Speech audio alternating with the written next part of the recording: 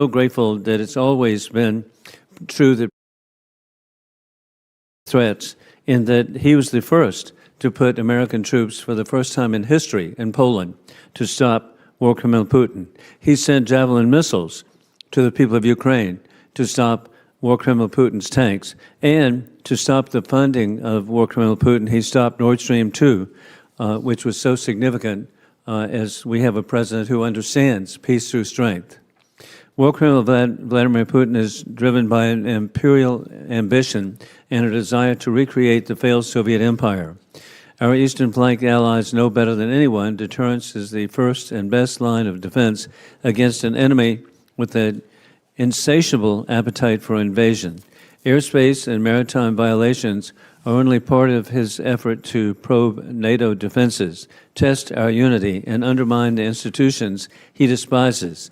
And Russia is not acting alone. The Kremlin is sustained by a coalition of hostile dictatorships, from the regime in Tehran, which supplies drones and weapons, to the Chinese Communist Party, which fuels Russia's rearmament, to the Democratic People's Republic of North Korea, which provides artillery and manpower. These dictatorships share one goal: infiltrating and weakening free countries. Last year, I chaired a Helsinki Commission hearing on, quote, Russia's shadow war on NATO, end of quote, where we examined the spectrum of Moscow's overt and covert attacks on the Western world.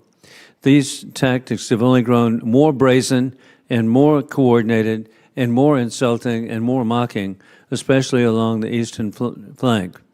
Reasserting deterrence and countering these capabilities is costly and requires serious challenges to be made in areas of production and procurement, but will make us more prepared and efficient.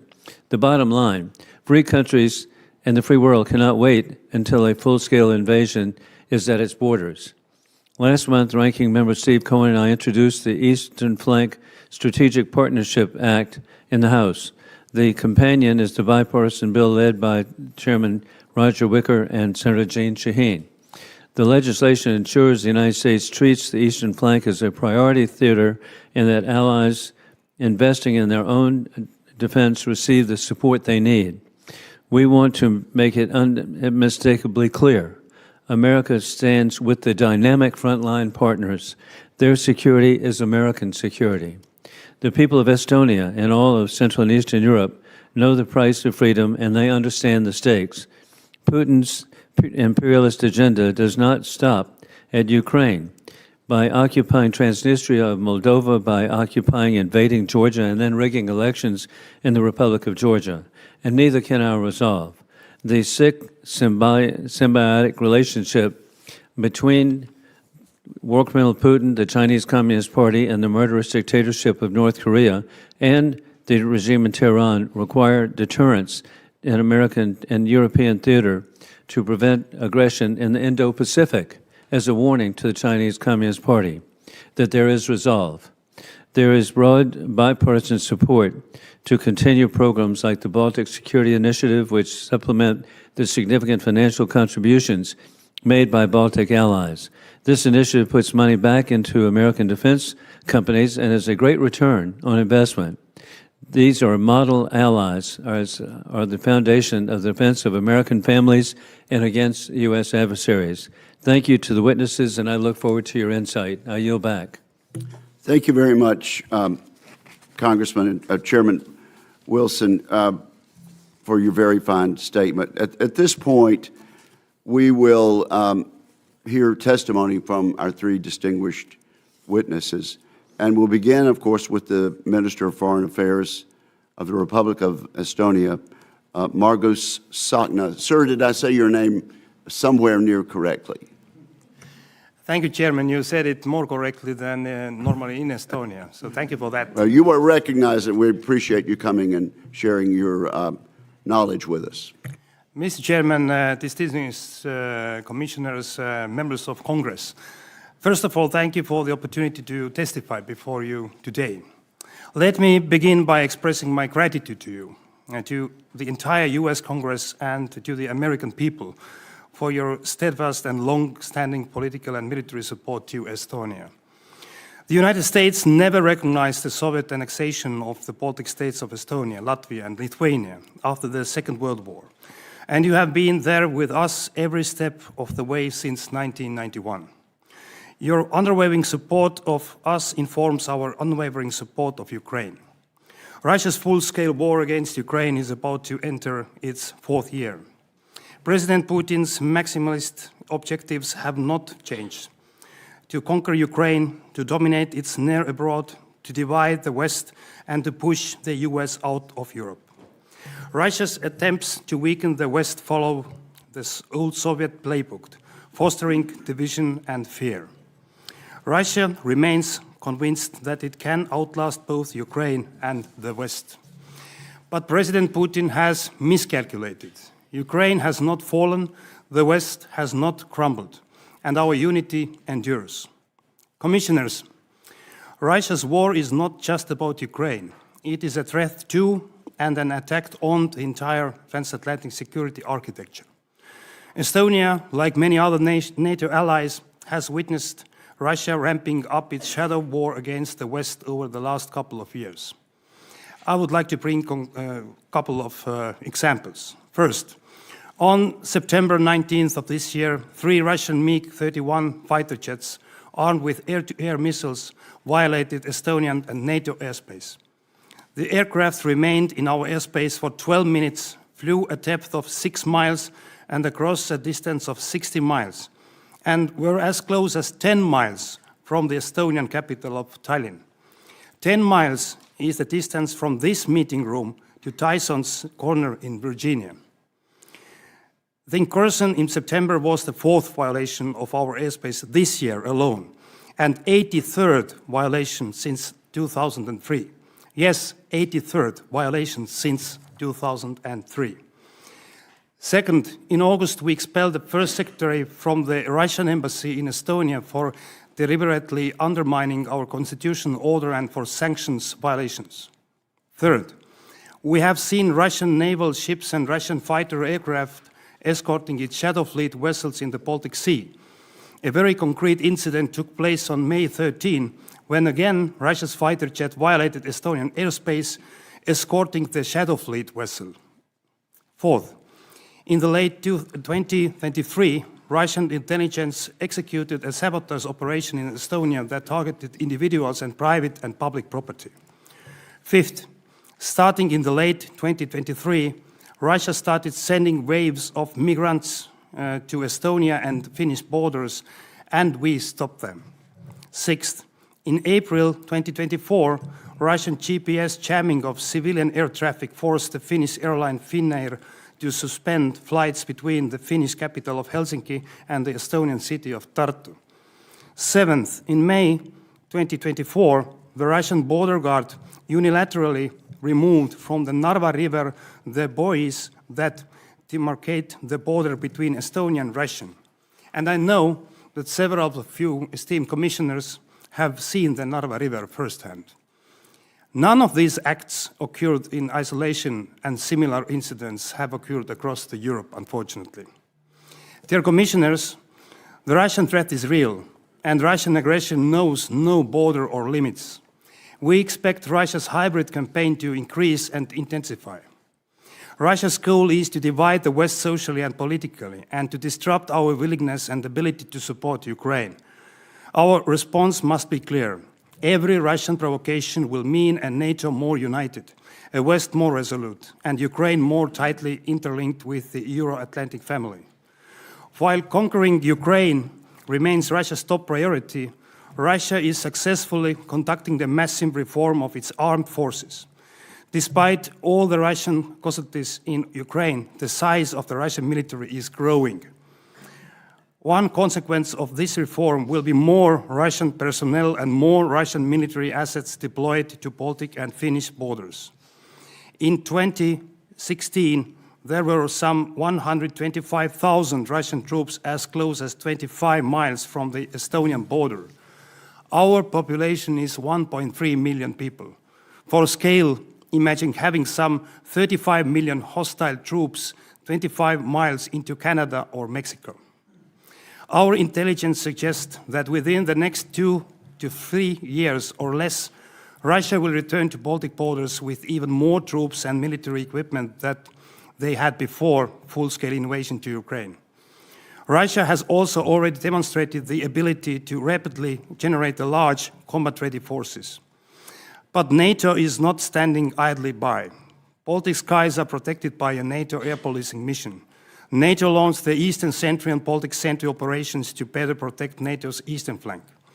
Politically, as a response to our airspace violation, NATO and United Nations Security Council sent a clear message to Russia. Its aggression against Ukraine and its provocations against the West will not succeed. Thanks to US leadership, NATO recently agreed to a historic increase of its defense spending. Estonia's core defense spending will hit 5.4% of GDP next year. Europe is expected to invest some 7 trillion in defense by 2033, including into co-production opportunities. In Estonia, we continue enhancing our border security and our military deterrence, and we continue sending at least 0.25% of GDP to Ukraine in military aid. Here I wish to thank the US Congress specifically. For the last several years, you have supported the Baltic Security Initiative. This program has accelerated the development of military capabilities such as air defense and long-range fires across the Baltic states.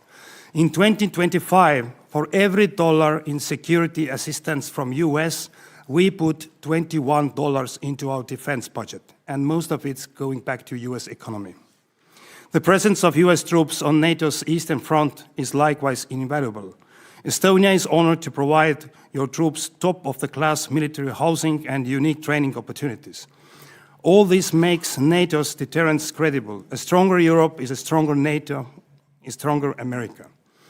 To conclude, we will not let Ukraine surrender to Russian aggression or let Russia dictate the terms of peace and security in Europe. Mr. Chairman, Commissioners, Members of Congress, I thank you for the privilege of testifying here today. I look forward to your questions. Thank you. Thank you very much. Mr. Seth Jones, we are delighted to have CSIS back with us, and you are now recognized for your testimony, sir. Thank you, Mr. Chairman. Thanks, Mr. Wilson, Dr. Murphy, Mr. Elsie, and other distinguished members of the Commission. Honored to share my views on this subject, particularly returning from NATO headquarters last week and also our allies in the UK. I'd like to reflect on 3 main points in my testimony here. Happy to get to other issues in the discussion. First is that the Russian government has conducted and continues to conduct a growing campaign of sabotage and subversion against the U.S. and Europe, designed in part to target countries, companies, and individuals that have provided support to Ukraine. What else did we need to see then within the last 24 hours? The active sabotage on the Polish rail line that brings material and has brought members of Congress into Ukraine from Poland. Just the latest example of sabotage operations likely perpetrated by the Russian state. Second, much of this campaign has been led by the main intelligence directorate, or the GRU.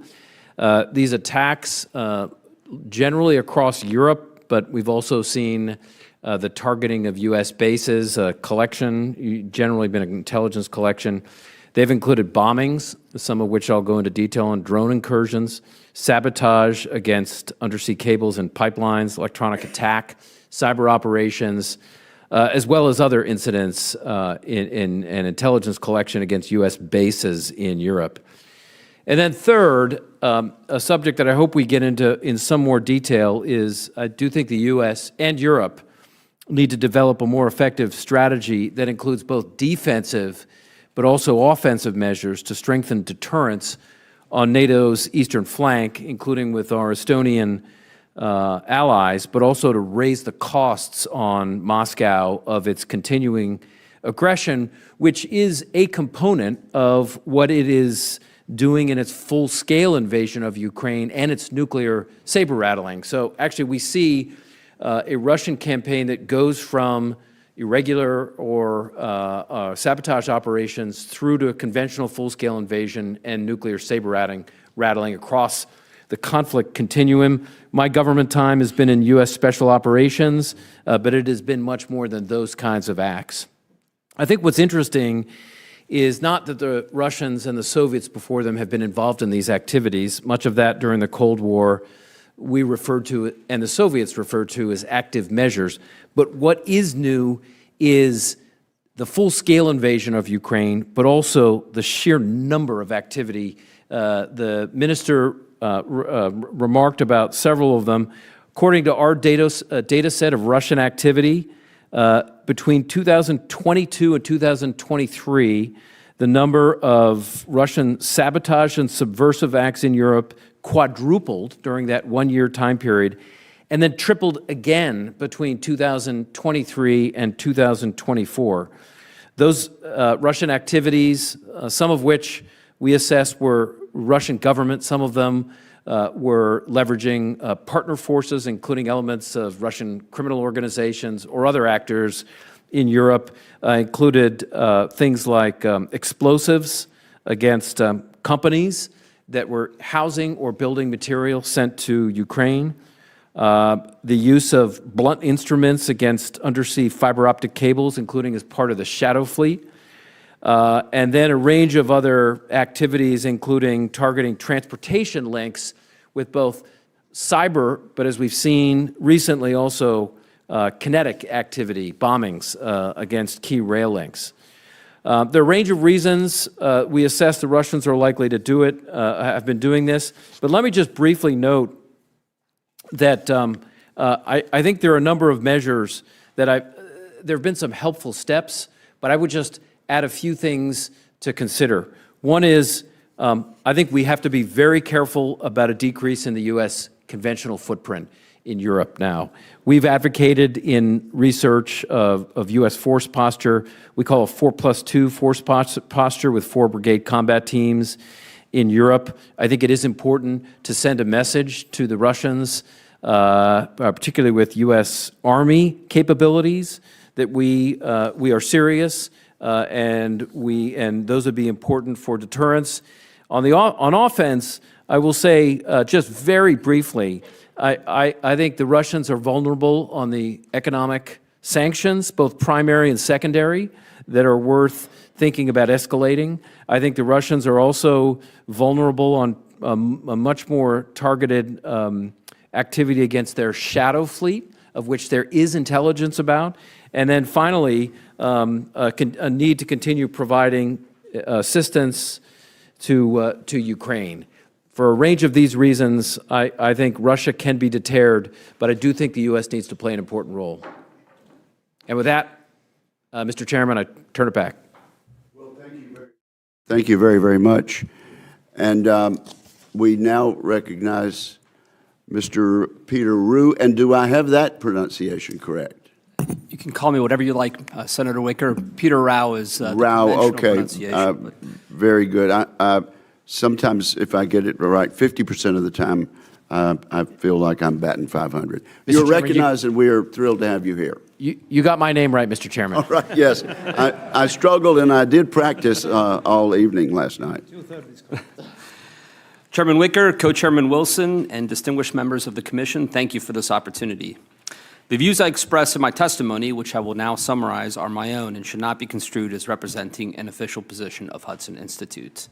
As the minister pointed out, and as Dr. Jones elucidated, Russia is prosecuting a campaign of hybrid warfare against NATO.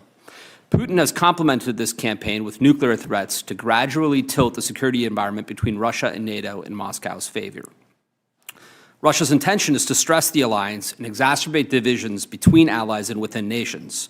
The Kremlin brackets these actions with persistent information operations. To put it directly, Russia is undertaking a comprehensive campaign of political warfare designed to weaken the West. There is near consensus in the analytical community that as long as Russia struggles to take territory in Ukraine, it cannot afford a broader war with NATO. While this judgment is almost certainly correct, it risks lulling the West into a false sense of security. Because Russia is an offensive and revisionist power, while NATO is a defensive alliance, Moscow has the advantage of choosing both the time and place of any potential confrontation. The salient point is that while the overall military balance favors NATO by a significant margin, the balance of forces in some parts of Eastern Europe may favor Russia in a blitz scenario. So what is to be done? U.S. forces are the backbone of deterrence in Europe, and U.S. commanders have testified that permanently stationed troops are invaluable for learning the local terrain and improving interoperability with allies.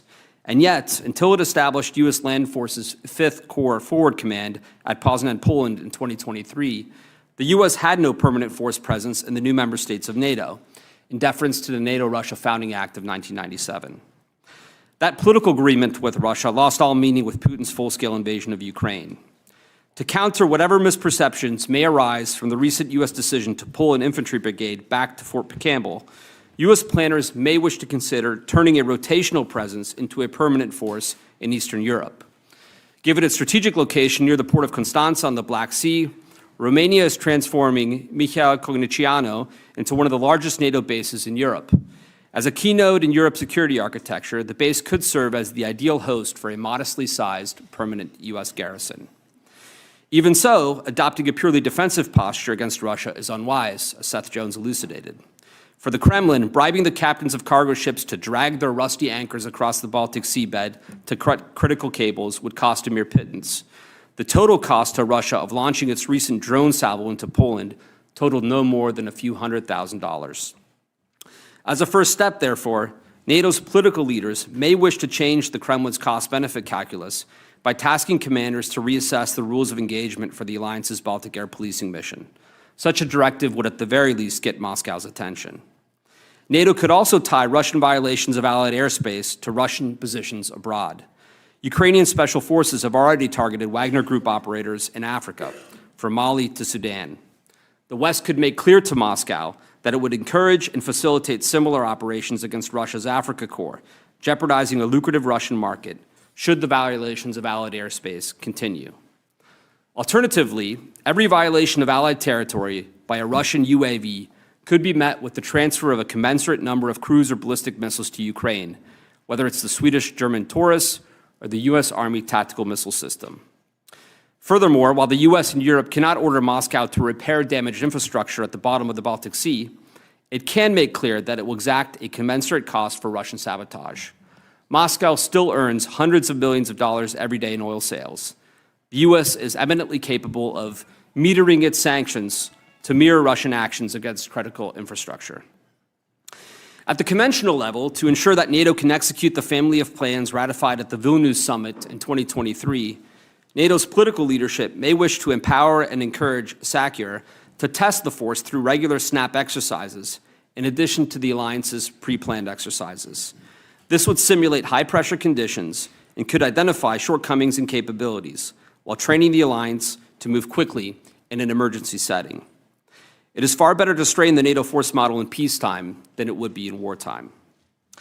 Finally, this past week has proven very difficult for Ukraine, from military setbacks in Pokrovsk to corruption allegations in Kyiv. I'd like to close by reiterating that it remains in the American and European interest to empower Ukraine in its fight for survival. Thankfully, the first billions of dollars in European commitments have served as proof of concept for the Pearl system. As more European countries participate in this arrangement, the program is only likely to grow. It is an honor to testify before you today. Thank you for this opportunity, and I look forward to your questions.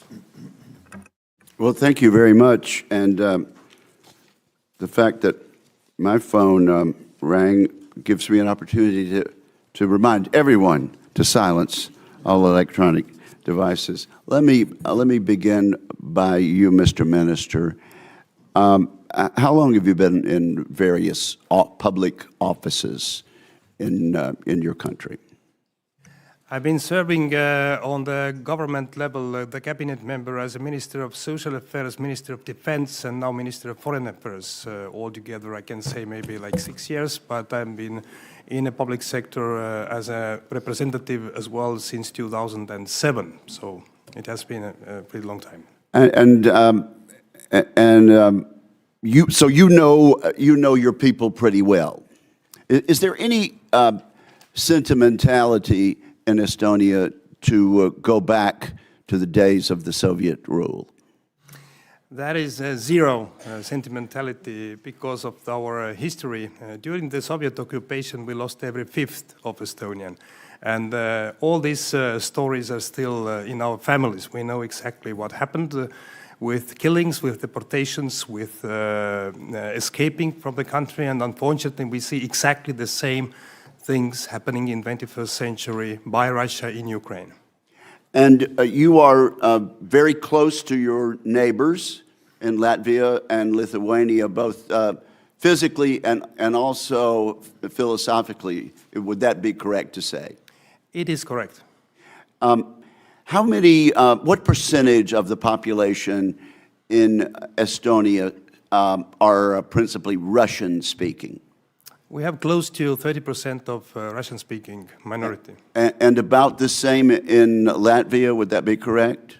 In Latvia, a bit more, but the scale is the same. And Russian speakers, a high percentage also in Lithuania, is that correct? Historically, Lithuania had less forced immigration during the Soviet times, so they have less than 10%.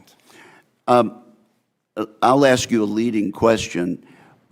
What is your opinion of the absurd assertion of some people in the United States that because residents of other countries speak Russian, they identify themselves more as people desiring to be ruled by Russia? Our experience is that these people, Russian-speaking people who are living in Estonia, they know even better than we how the life in Russia looks like, without freedom, under the terror, and also the threat. So I can say that most of these people, they don't want to have Russia back to Estonia, Latvia, Lithuania. But of course, it depends on the generations as well, because the older people normally remember the good old times when they had special rights during the Soviet occupation. But I can say that based on our study and also experience, we have had cases when Russian citizens who are living in Estonia, they're traveling to Russia, and also some of them they have sent to Ukraine, and they're dead. So they know exactly what Russia means. Mr. Rao and Mr. Jones, imagine, if you will, a young couple in their 30s sitting around in Camden, South Carolina, or perhaps in Corinth, Mississippi, just starting out, a couple of kids, working hard, both of them in jobs, trying to make ends meet and deal with the challenges of youth and a family. What's it to them whether Ukraine or the Baltic nations are overtaken by a Russian dictator? What does it matter to them? What's their stake? Well, Senator, thank you for that question. I would argue that the peace and stability of Europe has long been directly connected to peace and prosperity in the United States. Some 2/3 of global foreign direct investment is transatlantic. Something like 46 of 50 U.S. states trade more with Europe than they do with China. This is by far the most intense and closely knit economic environment you will find anywhere in the world. And I interpret Russia's attack on Ukraine, including all of the hybrid operations in Ukraine's near abroad, as Russia's, if not opening now, I would say almost decades-long attack on the European security order. So this impacts thousands of jobs. It impacts huge amounts of investment. And if European security begins to crumble, so will some of the economic well-being we have here in the United States. Mr. Jones, same question, and I might add to that. What is that couple's stake, or those couples' stake, in the validity and sanctity of our country's solemn word when we give a promise? Well, I think we have committed as part of a NATO member to protect democracy in our own country, but also certainly in others as well that we have formal alliances with.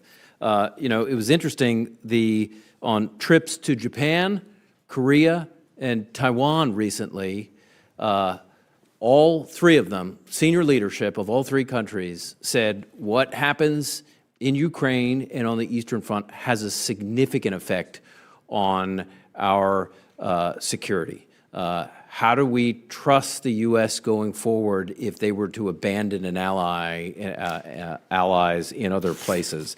I would also highlight something that is much bigger than just Russia itself, which is, as we have seen since the full-scale invasion of Ukraine started, there has been significant Chinese assistance into Russia, North Korean assistance, including North Korean soldiers, and Iranian assistance, including Shahed industrial capacity in areas like Yelabuga. So Americans in 1939 wondered, why should we care about a Nazi Germany that was invading Poland and then continued into Belgium and then eventually into France? I think we've got a revanchist Russia and others as well. I think there is a lot to be concerned about. So if I'm 100% in my little household, America first, I still have a stake in what is going on in the Baltic. Absolutely. I think I am America first, but not So am America I. only. Thank you very much. Chairman Wilson. Thank you very much, Chairman Wicker. And indeed, it's an honor to be with each of you. And Foreign Minister Sakna, it's just it's so encouraging of the success of Estonia and my visit there, as I mentioned to you, to be on the banks of the Narva River. And the chairman, again, was ahead of the curve. People may speak Russian, but they don't want to be part of Russia. They want to be part of Estonia. And we've already heard in 1939 what German-speaking people, this recognition of Sudetenland, that Hitler had the same plan, and that's why we need to be strong. With that in mind, indeed, Foreign Minister, I want you to know that unity has indeed not crumbled. It's been really reaffirmed, and I'm an associate member of the NATO Parliamentary Assembly, and it's just so exciting to me to see NATO standing together and no wavering. It's just incredible. And then I'm also grateful to be the co-founder and co-chair of the European Union Caucus. Again, who would imagine the unity there? And the consequence of that is that one of the most recent studies I've seen is that in terms of per capita investments to assist the people of Ukraine, the United States has come in 17th per capita GDP.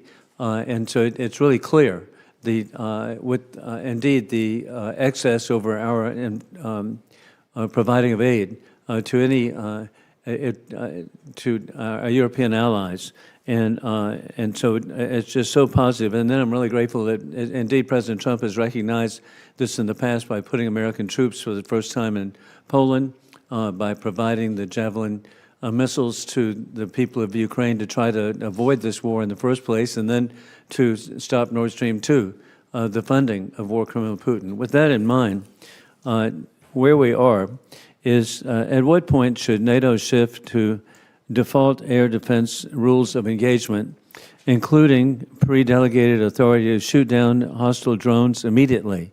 What are the operational risks of remaining under peacetime rules? Thank you. Thank you about this question. This is a not only like practical question, it is actually going back to the history, and also I see it unfortunately today. This is something that President Putin is using very well. It's a fear. It's a fear of escalation, which is actually isolating sometimes our way of thinking, what is really happening. So President Putin is using the fear against us. And every time when Russia has more pressure on, he's going to talk about escalation. He's still going to talk about nuclear deterrence, and then the western part of the world will be frozen. And I can say you that in our region, we don't believe in that. And that's why we say as well that the red lines policy, in the meaning of NATO, must be very clear. If there is a violation of the airspace and we see the direct military threat to the NATO member state, we should use the force. And as well, it was asked after we called the United Nations Security Council meeting about this. It was in September when this high-level United Nations General Assembly week started. And later on as well, the same question was asked from President Trump, and he said very clearly that on the question that if you need to shoot the planes down, it was correct. We need to shoot them down if there is a threat. So I think that we have everything in place. We just need to understand that Putin understands exactly this language. He's pushing us, and if we are hesitating, if we are based on the fear, then he is pushing forward again and again. We see it since 2007, when actually President Putin published his plan during the Munich Security Conference. And he was very clear that his goal is to eliminate the root causes. And root causes for him is the collapse of Soviet Union. 2008, we saw invasion to Georgia, and 20% of the territory is still occupied. 2014, Ukraine war started, and response was not there. 2022 as well, we have full-scale war in Europe. So in that regard, why I'm too long, what I want to say is that we see very close to Russia that we must be very clear, no fear. If there is a need to use the force, we'll need to do it. And then the red lines are settled. Thank you. And again, thank you. And my time is up. And actually, I just want to commend President Jones. We're so grateful for the Center for Strategic and International Studies, what that means. And as we have people around our Eastern European allies observing what we're saying today, they know to call on President Jones. And then Director Rao, thank you so much. The Hudson Institute, how fantastic it is. And a point I want to make, you mentioned Constanta. I was 28 years ago visiting Cluj-Napoca in Romania to recognize a sister city relationship with Columbia, South Carolina. And at that time, somebody said, hey, one day we dream that American ships will be coming to and docking at Constanta. Well, it came true 10 years later, not some far off. So how far? And then, but additionally, 28 years ago, I visited Chelyabinsk in Russia, where it was a sister city program put together, and it was so impressive to me. See our shared culture of art, literature, architecture, arts in every way, music, and my hopes for a free and independent Russia have been doomed by war criminal Putin. But the people of Russia, I'm just hoping one day they too will have the opportunities the people have of the eastern flank of NATO. I yield back. Thank you. And now the chair recognizes Representative Steve Cohen. Thank you, Mr. Chairman. I thank the witnesses. I apologize for being a little late. This is the most important subject. I visited Narva, and you can visually see the city of Narva, the area, and it is so Russian in terms of stark architecture that is typical Soviet, and the expressions on the people's faces are those of people who don't seem to be happy campers. Unlike in Estonia, the rest of Estonia. And I'm happy to see you, sir. You have one of the most attractive leadership groups in the world, and nice that they chose a minority to send here. I enjoyed my visit to Estonia, and always have. There's nothing changed since... I think the minister is a very handsome man.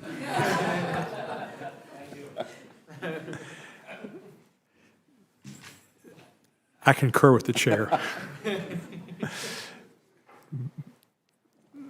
But he's in a league of his own.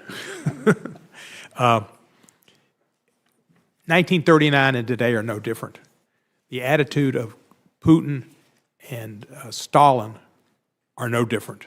It's Russia, Russia, Russia, Soviet Union, Soviet Union, Soviet Union. And that has not stopped, and that's what drives Putin. And it's driven him since he was KGB in Germany and saw the fall of the Berlin Wall, which was awful to him, and he's never forgotten that. Politicians should sometimes forget old problems and go on to new problems. Sometimes they can't get over old problems, and they get into repeating errors of the past. We're going to have, in Lithuania, Latvia, and Estonia are going to have problems with Russia. They would love to have you back in the Soviet Union. We need to act strongly. I know President Trump has had mixed postures toward Russia. What he did in Helsinki was sinful. What he did in Alaska was almost as sinful.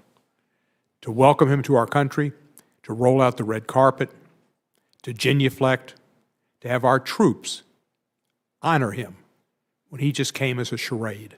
He never came to Alaska with any idea of working towards a peace agreement. He doesn't want peace. He wants to take over Ukraine. He'd like to kill Zelensky. And he'd like to go into the other countries in Eastern Europe, and he will do that. Russia has a lot of significant and lethal military equipment on a scale comparable to ours and China's, and maybe in some cases surpassing it. And they didn't do that to win the science fair. They wanted to come after us and our Eastern European friends. And our president must understand that and strengthen our resolve to help our Eastern European allies, because that is being America first. They will come after us eventually. They want world domination. The planes that they have, the missiles that they've got that can stay in flight for interminable amounts of time are not necessarily intended for the Baltic countries. It's intended for the United States. There's no need for those missiles if they were just interested in Poland and Estonia and Lithuania and Latvia and other countries in Eastern Europe. They're after us. And we need to be prepared for it, and we need to fight, know that Ukraine is fighting the war for us now. And they need more defensive weapons, and they need more authority to attack Russia and bring the fight to the Russians. That's the only way we can stop them. Putin only knows power. To retreat from him, as we did in Helsinki and as we did in Alaska, was wrong. It only strengthens him.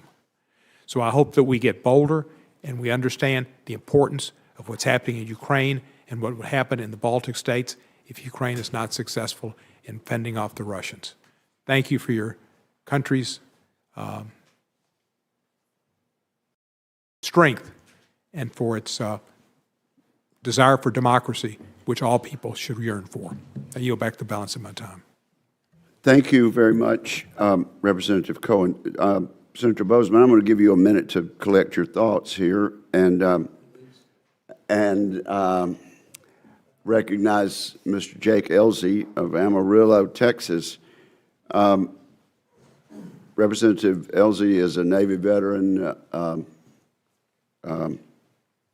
fighter pilot, and a veteran of Iraq and Afghanistan. And we welcome him to the commission. You're recognized for a question, sir. Thank you, Senator. Appreciate being here. It's actually the thrill of a lifetime as I studied growing up about the Helsinki Commission and the work that they do for world peace. I'm just privileged to be a part of this now with so many friends and to see you all here today. Vladimir Putin is not a president. He's a dictator, and he's a czar. And what we have to understand is these four dictators that very much reflect what occurred in 1939 are now stronger because of the invasion of Ukraine, not weaker. They have gotten together on economic, industrial, and defense cooperation, and that has increased amongst all four. So if anybody is deluding themselves into thinking this is about Russia and the Baltics or Russia and the Nordics, it is not.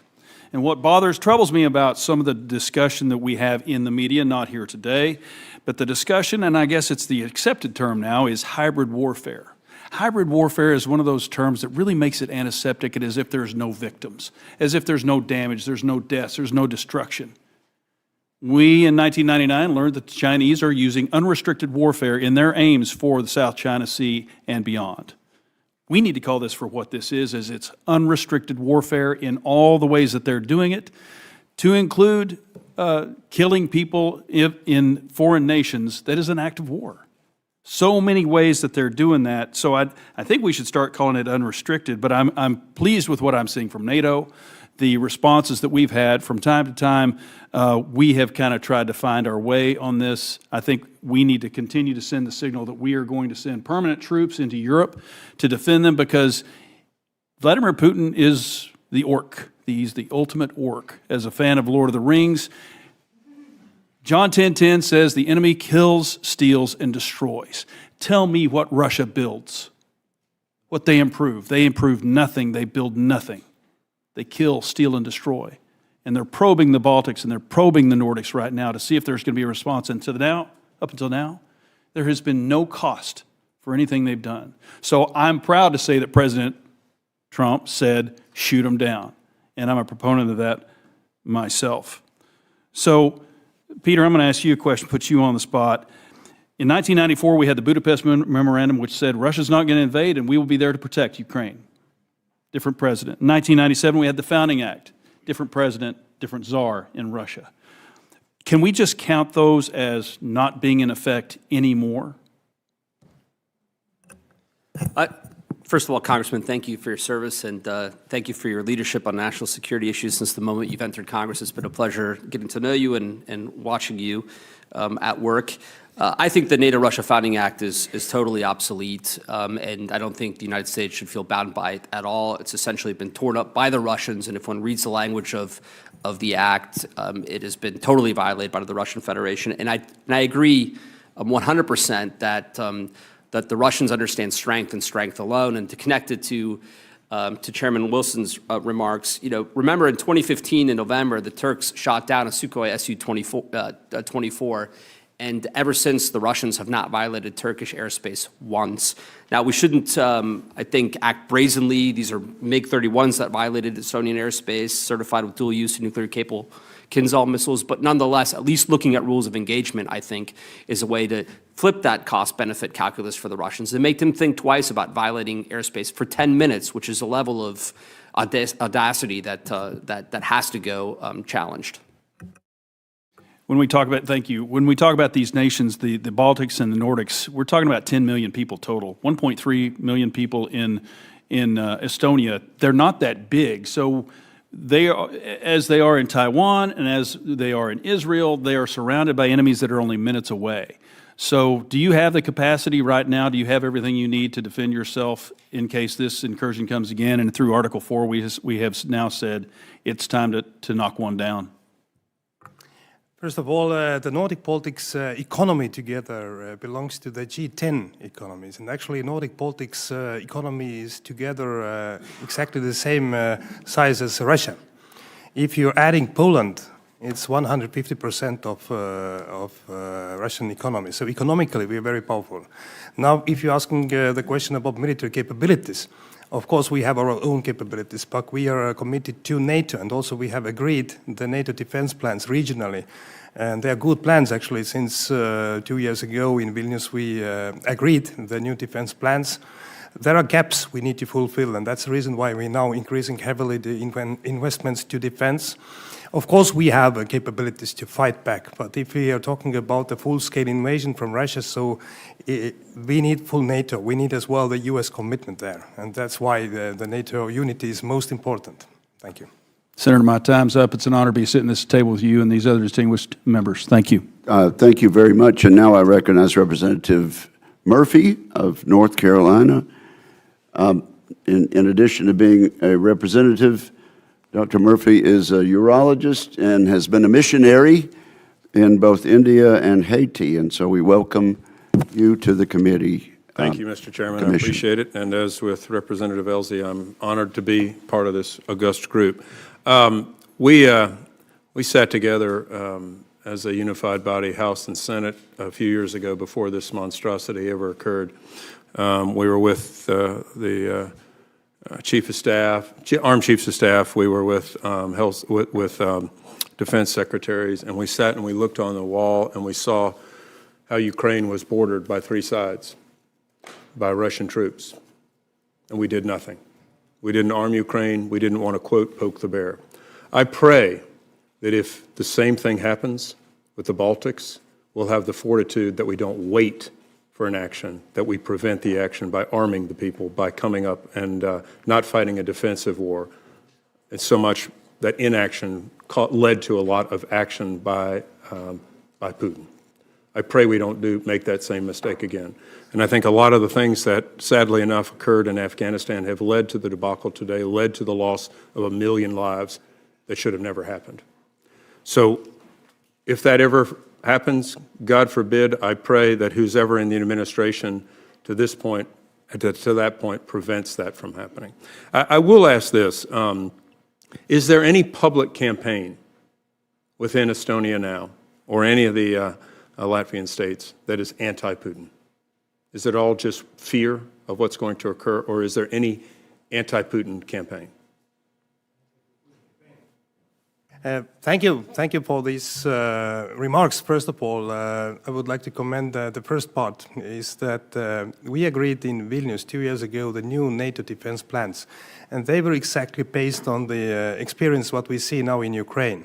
And of course, you can imagine that for Estonia and Latvia and Lithuania, we have a territorial depth like 200 kilometers.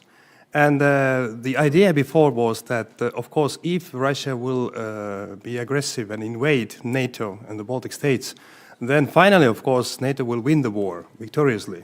But the sad thing is that taking back the territories, there will be no Estonians, no Latvians, no Lithuanians left. So that's why we changed this strategy and also the plans. They are very good plans.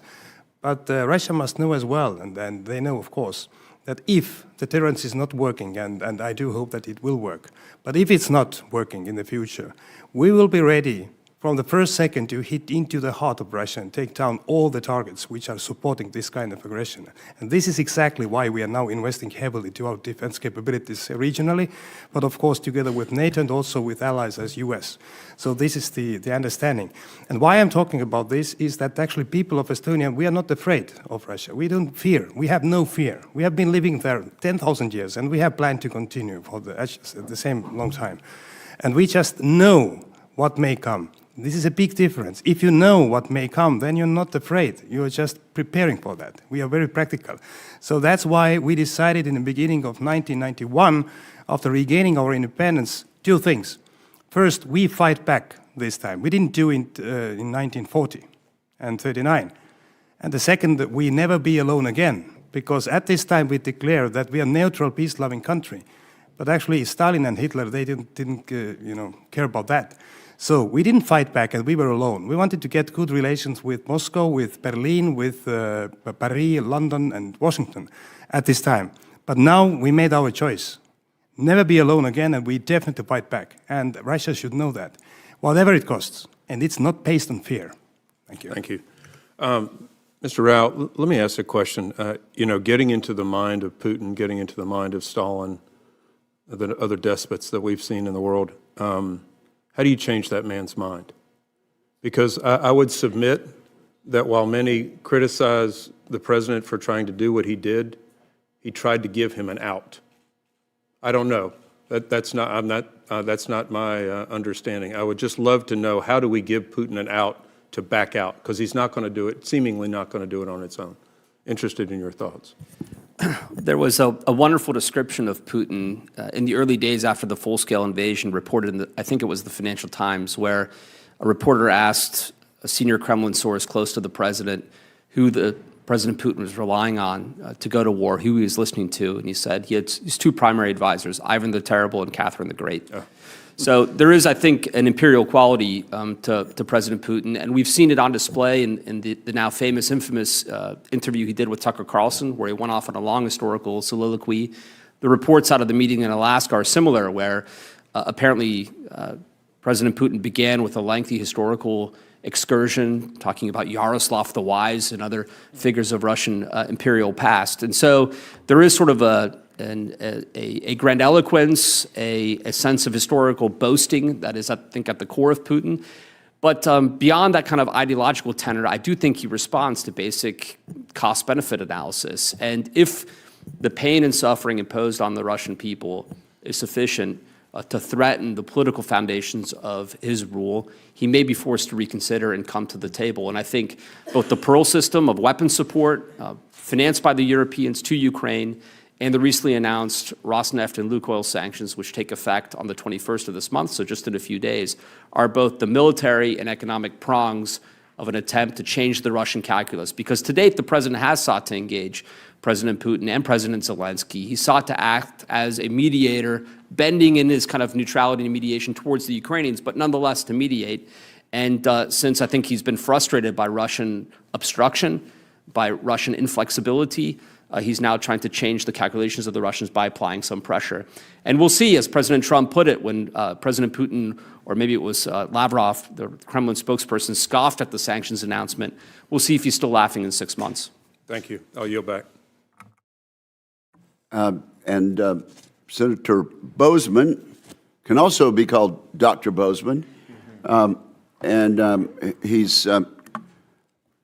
He's not only a foreign policy expert, having actually lived in Europe for a time when his father was assigned over there, but also he's in charge of agriculture policy over on this side of the Capitol, and he's mighty busy. But, John, we appreciate you showing up today and lending your expertise to this important subject. So, Senator John Bozeman. No, thank you so much, and it's so good to be with you all and to have such a distinguished panel to come and tell us what we need to be doing. And I thought it was interesting, I think we all know that the airspace incursions are a method of destabilizing our countries and collecting intelligence.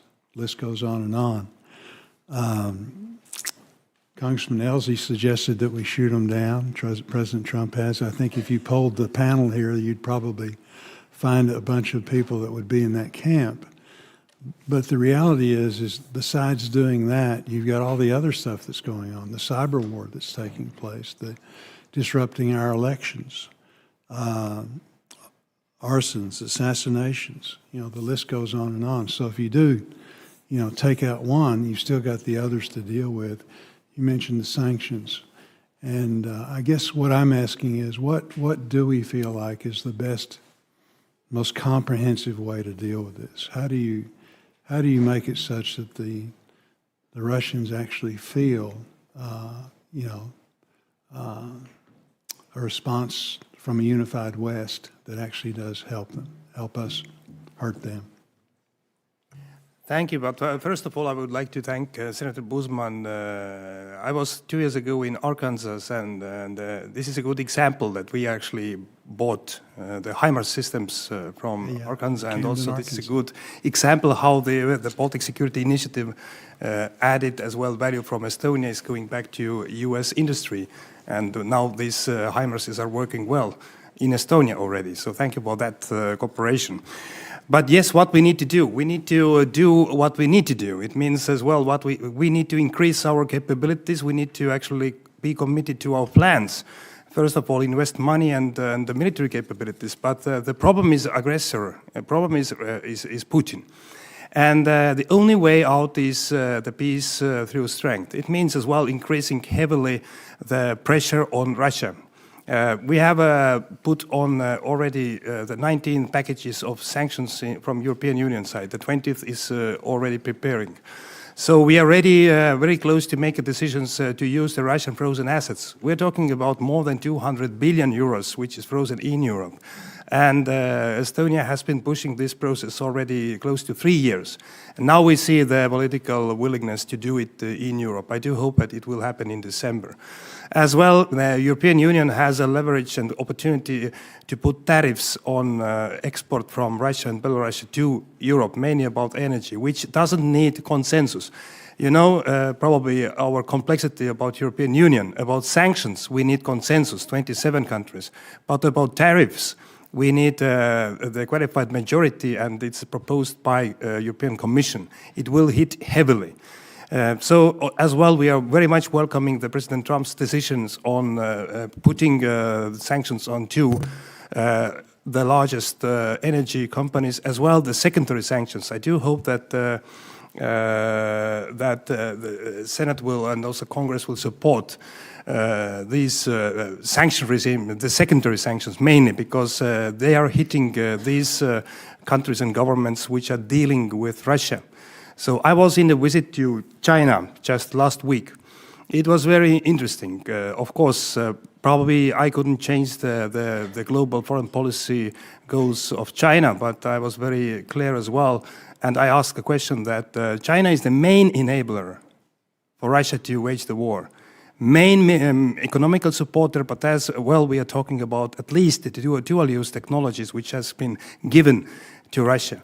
And so what we need to do together with US and so on, together with Europe, is that to improve and also to increase the pressure to China to buy less gas and oil from Russia, because Putin's and Russian economy is not doing well.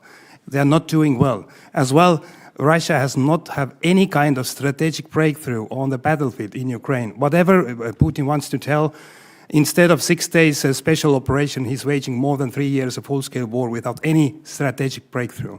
So that's why we need to act to support Ukraine, but at the same time put more pressure on Russia. This is the only way, and I hope that we are going together on that direction. Thank you.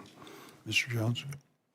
Just to add on the Russian challenges, it's not just that the Russians surpassed 1 million casualties over the course of the summer, which is extraordinary, and it's not just that the Russians, the average rate of advance is slower than during the Somme, during World War I, but it's also that if you start the Soviet campaign at Operation Barbarossa when the Germans invaded, and you fast forward 3 years and 9 months, they were in Berlin.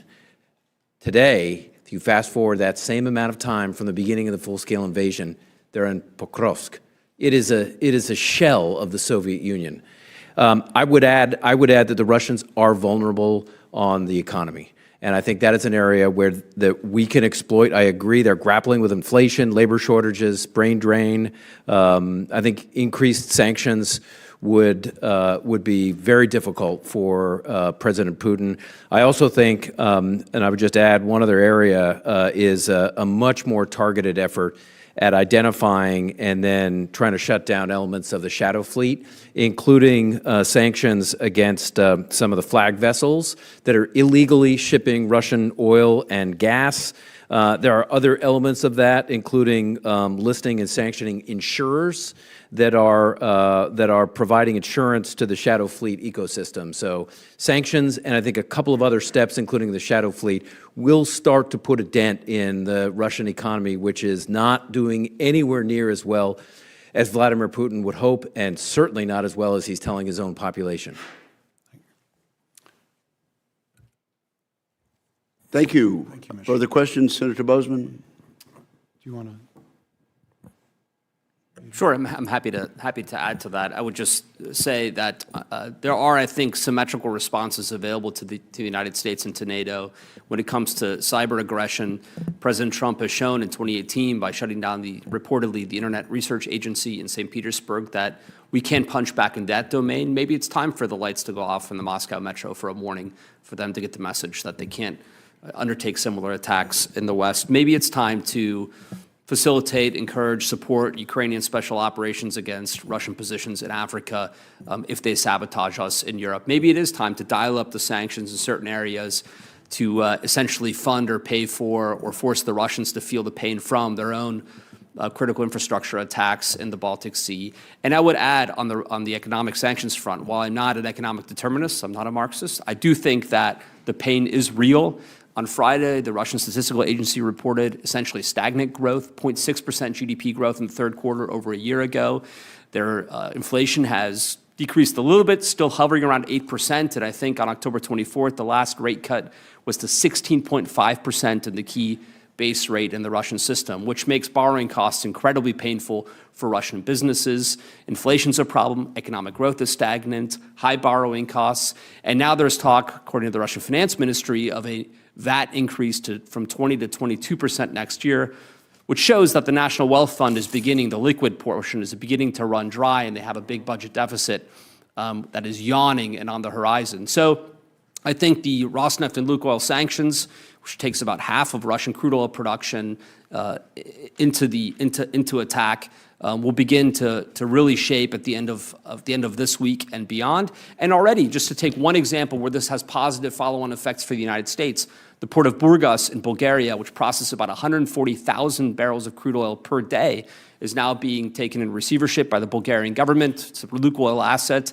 And instead, the U.S. is forging, through the 3+1 ministerial, I think just this week in Athens, a new vertical corridor energy partnership where American LNG from Athens through Bulgaria up through Romania, Moldova, can go to Ukraine to help deal with some of their natural gas shortages. We are pushing out, in some respects, the Russian energy dominance of this part of the world, and we'll be able to replace it, I think, with the U.S. system, and that's in our national interest. Good. Thank you, Mr. Chairman. We'll take another round if you gentlemen can stay with us. To what extent does the average person in Moscow or St. Petersburg, the population centers, hear our point of view? What are their sources? We have testimony that the economy is in the tank, and people realize the economy is bad there. To what extent do they blame the war and Putin for getting them into the war?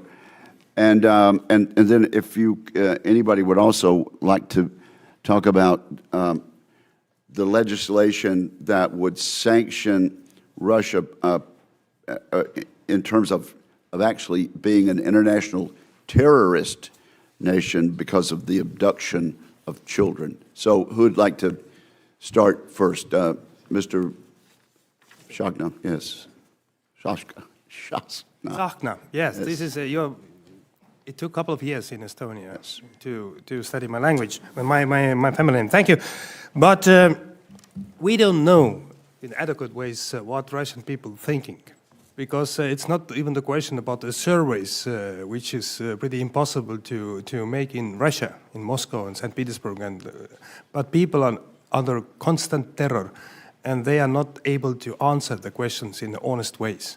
So we are talking about the society which is living under constant terror, and if you think about that the Russian war against Ukraine is a bad thing, there will be punishments. People are sitting in prison. So it's hard to say what Russian people are thinking in scientific ways.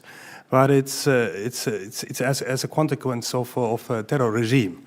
So the second point is that we have declared as Estonia that Russia is a terroristic country, and also for us, no problem to follow the legislation as well based on this criteria. So, and also as well, accountability is at the same time very important topic. We are talking mainly about what is happening on the battlefield and what is happening with territories, but as well, under the Council of Europe, we have called the initiative, which is the special tribunal about the aggression crimes of Russia. And this tribunal must be put in force. And Estonia will join one of the first countries with this. We sent this legislation already to our Estonian parliament to join that. It was exactly the last time we did something like this in the world was Nuremberg special tribunal about the Nazi crimes. Unfortunately, communistic crimes never have had this kind of tribunal, and this is actually, I think, one of the core reasons why Russia continuously, repeatedly violating everything and acting as an imperialistic nation, because this kind of tribunal has never happened from the past, and now it's the time to commit that. Thank you. Every week, every month, and certainly every year since the Russian full-scale invasion of Ukraine, the Russian state has become even more authoritarian, even more concerned about stability, and even more concerned about the views of its population. I think the answer is clear. Russian citizens do not have access to information. It's a state-controlled media, state-controlled internet. I do not think, in general, the population understands what has gone on. I don't think there's a general sense of the sheer casualties that the Russian state has, that Russian soldiers have suffered. Let me interrupt you there. President Zelensky, in a conversation that I was part of just a few days ago, said there were over 50,000 Russian fatalities in the month of September this year. Not casualties, but 50,000 fatalities in their military force. Surely that word is getting back to the mothers and fathers and husbands and wives. Well, I think, Mr. Chairman, one of the challenges has been that most of the individuals recruited into the Russian military have not been serving. They're not been the sons, certainly not the daughters, but not the sons of politically important people in Moscow or St. Petersburg. They're from Central Asia or Siberia or other locations. And clearly, Vladimir Putin does not care about casualties from huge chunks of his population. Does public opinion matter in Russia? I think as long as there is a significant element of fear among the population, people are not going to rise up against the government that Vladimir Putin has right now. And there is tremendous fear right now. Well, I did interrupt your train of thought there.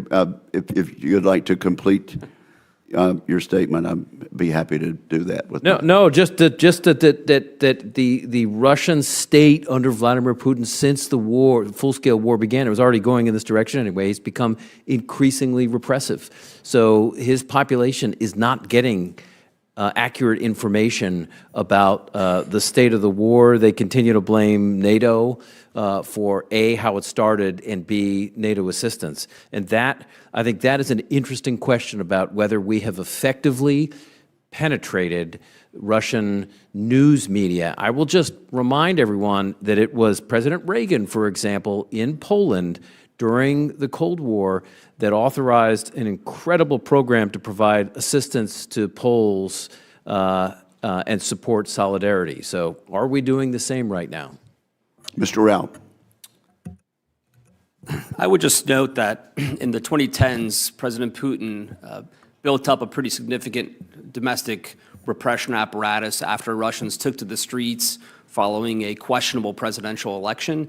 And I think that very effective repressive mechanism mingles with a certain apathy of Muscovites who look at, as Seth Jones put it, sort of Dagestanis dying in Ukraine and think to themselves, so long as it doesn't affect me and my immediate kin, I'm okay with this. So I don't detect the same sort of churn, the writhing and chafing that we saw in Berlin in 1953, Budapest 1956, Prague 1968, right now in Russia. I do think, though, that returning to the United States, the issue of the abducted children, which is just a horrific and cruel and terrible act of aggression against the Ukrainian peoples, has seized the attention of a lot of Americans.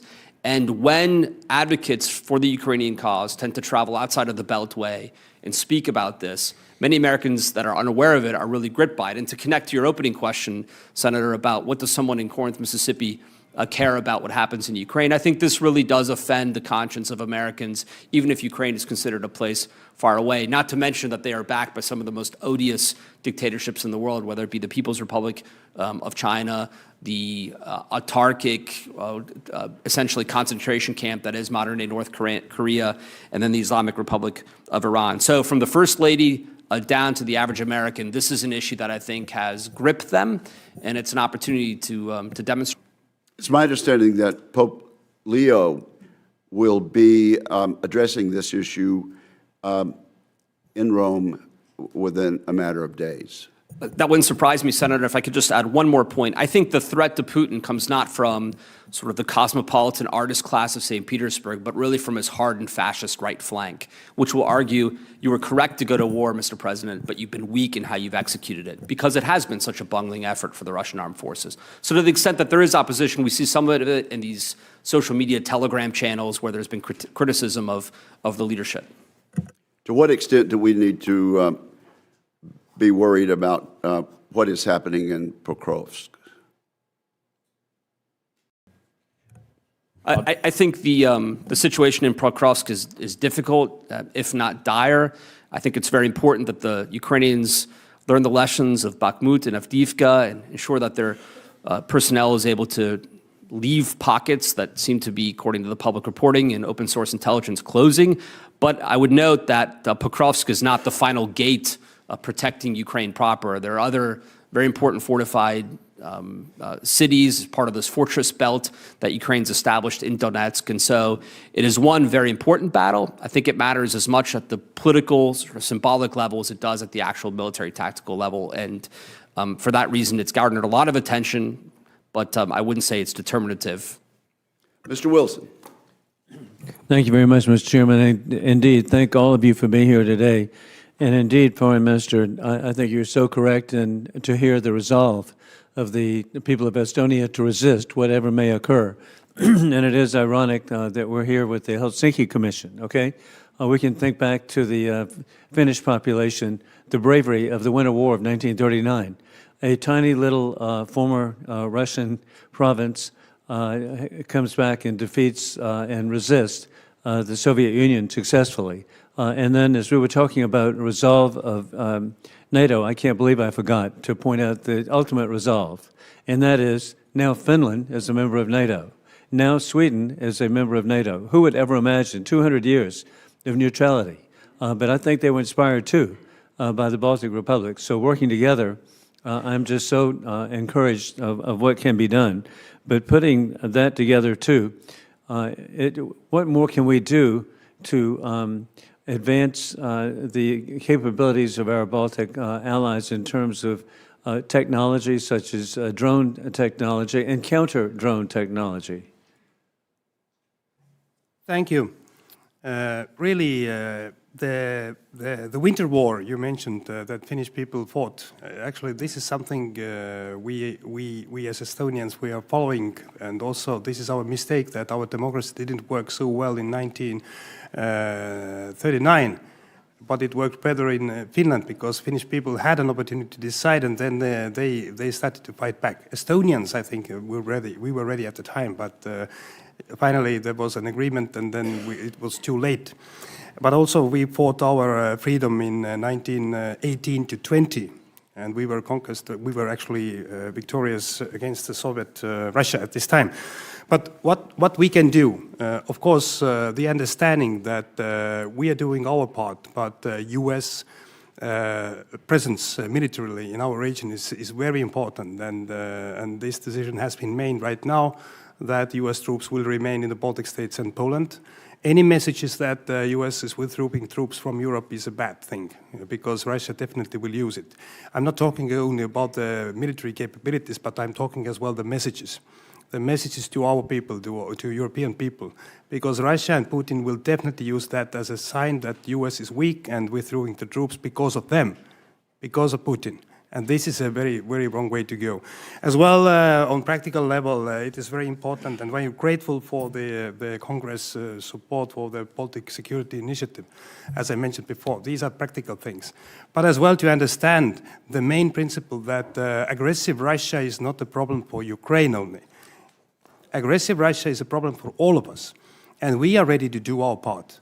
We are ready to stand there. We are ready to support Ukraine. And also, what is the clear thing is about security guarantees for the future. If the just and lasting peace will come, we in Europe must understand, and I think that we are ready, that we must put the skin in the game to secure Ukraine, to give the relevant security guarantees, not the guarantees which are written on the paper and which are not costing anything in the near future, as it happened with the Minsk agreements. Of course, the Estonian position is clear that we cannot take down the opportunity for Ukraine in the future to join the NATO, because this is the most efficient security guarantee. But as well, we as a bordering country of Russia, maybe a good example that if the coalition of the willing will go and decide together with Ukraine that security guarantees needs boots on the ground, we decided this March, as an Estonian government, we will be part and participating boots on the ground military capabilities, even we are the neighboring country of Russia, if there is need for that. Because if we give the solid security guarantees for Ukraine, then these guarantees are for Europe as well. Thank you. Thank you. And indeed, Director Rao, I appreciate you bringing up about Burgas. That is, I want to know more about that. But you also identified, indeed, the political composition, sadly, of the Russian Federation is fascism. It's fascism with a combination of mafia. As I told you, I had wonderful visits to Russia, and I It's heartbreaking to me to see a country that could have had such opportunity now have an economy smaller than Italy, and then to find out it's smaller than the Baltic republics and Poland together. Over and over again, what could be a great country, but putting that in mind, there's also good news, and that is about Burgas, and then indeed the incredible opportunities that President Trump has achieved for the Black Sea region and Caucasus with Azerbaijan and Armenia. But a tragedy truly is the rigged elections in the Republic of Georgia. What do you recommend that can be done with the Georgian Dream dictatorship, which is now working very closely with the Chinese Communist Party to give away the only Black Sea port that Georgia has to the Chinese Communist Party, which facilitates their ability to impact the importation of rare earths and the liberation and the economic progress of Central Asia? We're told that the minister has to leave in about 5 minutes, so we want to be mindful of his time. But thank you, Representative Wilson, for mentioning the steadfast, brave people of the Republic of Georgia who've stood out in the cold and in the summer heat for 1 full year protesting the illegal and rigged election, which has been recognized as such by the European Union and by a number of Americans. So who would like to respond about that particular issue? About Georgia? Yes. I was in Georgia just a year ago or a bit more, and I was there together with Baltic foreign ministers and Iceland foreign minister at this time. It was before the elections happened. And I saw as well, Mr. Chairman, the great willingness of Georgian people. And they believed at this time that actually the leadership is keeping the promises about the integration to the western part of the world and European Union and so on. But it was heavily violated. And also, we are very close to Georgian people. We have been very supportive all the decades about reforms. And what we see now, I don't call this government as a government, but this is a regime which is not following the Georgian people will. And what we see now is the beginning of the same developments what we saw years ago in Belarus. So this is a very dangerous thing. This is a very dangerous thing, and Estonian people, I can say you, will continue to support Georgian people's will for freedom. Thank you. And Mr. Cohen says he can limit his remarks to 2 minutes. Can you stay that long? Thank you, sir. Just a little history lesson, if you don't mind, Mr. Minister. I believe you said something. We have time. I believe you said something about Russia taking all the children in Estonia during the 39-40 period. Is that accurate? Did I hear that right? I was talking about Ukraine children. Okay, well, I know about Ukraine children, so I misunderstood you then. Okay. I thought you said they took, the population in Estonia was not as great because they took all the kids. No.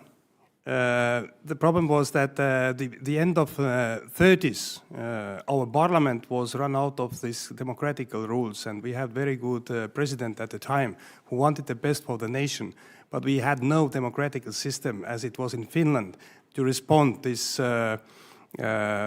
proposals, so-called, from Russian side, Soviet side. So the Finnish people decided to fight. And Estonian people, we had no this democratic system. I got you. I just misunderstood what you said. I wanted to clarify. Thank you very much. Thank you. Appreciate you.